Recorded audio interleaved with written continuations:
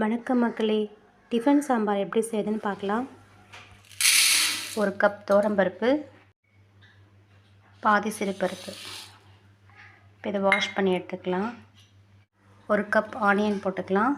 ஒரு பச்சை மிளகா, கொஞ்சோண்டு பூண்டு, ஒரு சின்ன சைஸ் தக்காளி, கொஞ்சமாக மஞ்சத்தூள், ஒரு 2 கிளாஸ் தண்ணி சேர்த்துக்கலாம். பருப்பு வேக வச்சு எடுத்துக்கலாம். கொஞ்சமாக பெருங்காயத்தூள் சேர்த்துக்கலாம். கொஞ்சமாக ஆயில் சேர்த்துக்கலாம். இன்னும் கொஞ்சம் வேகணும். பருப்பு நல்லா வெந்துருச்சு.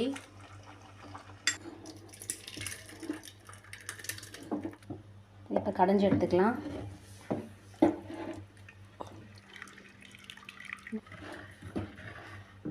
நல்ல மைய கடைஞ்சாச்சு. கொஞ்சோண்டு எண்ணெய் விட்டுக்கலாம். ஒரு டீஸ்பூன் கடுகு சேர்த்துக்கலாம்.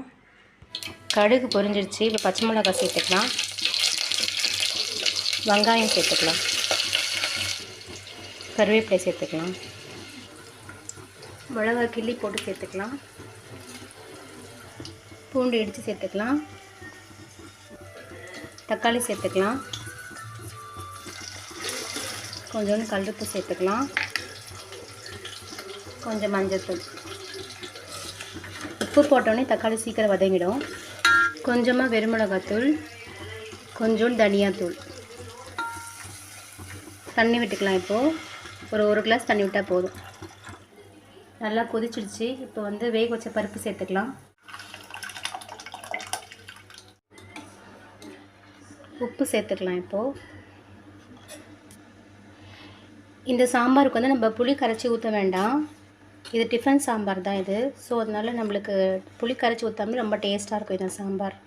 கொதிச்சிச்சு. இப்போ கொத்தமல்லி போட்டுக்கலாம். இந்த சாம்பார் இட்லி, தோசை, பொங்கலுக்கு ரொம்ப சூப்பராக இருக்கும். எப்படி இருக்குன்னு ட்ரை பண்ணி பார்த்துட்டு கமெண்ட் பண்ணுங்கள். லைக் பண்ணுங்கள், ஷேர் பண்ணுங்கள். தேங்க்யூ.